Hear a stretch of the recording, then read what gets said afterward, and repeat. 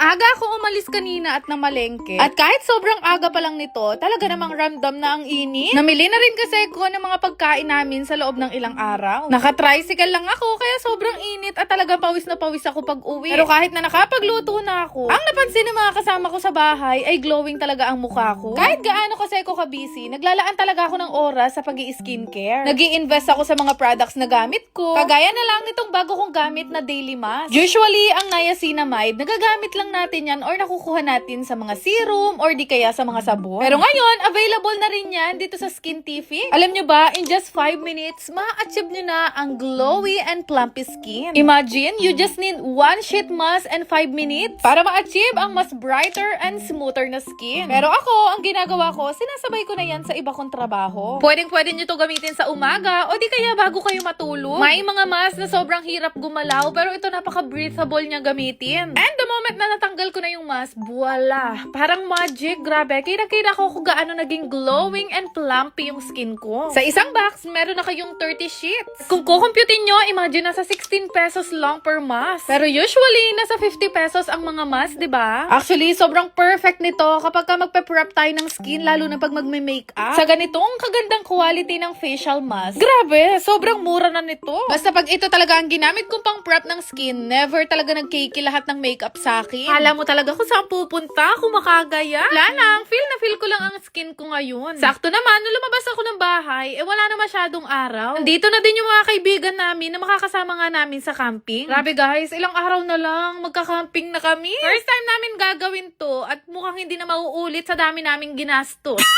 Nag-set kami ng magbabarkada, siguro nasa 8 kami at kami nga ibabiyahe para mag-camping. Actually, dati ko pa yan pinapantasy at lagi ko sinasabi sa kanila na subukan naman nating mag-camping o glamping. Hindi ko alam kung anong pagkakaiba nun. Pero isa lang ang gusto ko, yun ay ang masubukan. Akala ko makakatipid kami kasi hindi na need mag-hotel. Pero nuko, grabe ang ginastos sa tent pa lang. Sunod-sunod ang nagdadating ang mga parcel namin. Syempre, hindi ka naman pwede magdala ng mga malalaking gamit. Kaya pati lutuan, kailangan mo pa rin palang bilhin ang mga ginagamit na panluto kapag ka nagka-camping. Akala ko pwede nang gamitin yung kaldero naming walang hawakan. Halos buong 2 linggo, may dumadating kaming parcel, makumpleto lang lahat ng kagamitan. Ang hinihintay na lang talaga namin, yung araw mismo ng camping namin. Hindi naman masyadong kalakihan yung mga tent na pinagbibili namin. Buti na lang din talaga, pagdating sa pag-assemble, maaasahan mo tong si Bebu. Dahil kung sa akin mo yan papagawa, tititigan ko lang talaga yan.